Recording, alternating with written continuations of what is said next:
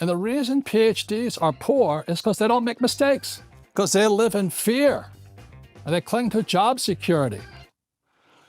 And the problem with listening to PhDs, people who are poor, helpless, and desperate, is because they teach you not to make mistakes.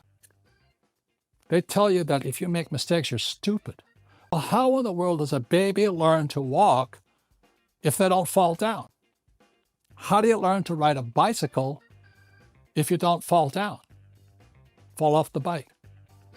And the reason PhDs are poor is because they don't make mistakes, because they live in fear and they cling to job security.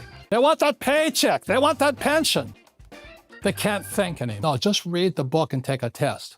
Look, sports fans, you cannot learn to play golf or making money or anything if you don't swing the golf club or make mistakes or fall down or do something. And most of these guys here, they're terrified of this because they're afraid of making mistakes. They're terrified of looking stupid. They're terrified what people might think of them and say to them. So they don't do anything. If you want to live, you got to practice crashing. But the most important of all intelligences is this one here. I'll put it in red.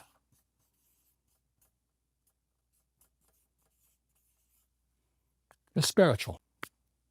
Do you have the spirit to not care what other people think of you? Are you going to go with your intuition, your gut, your spirit?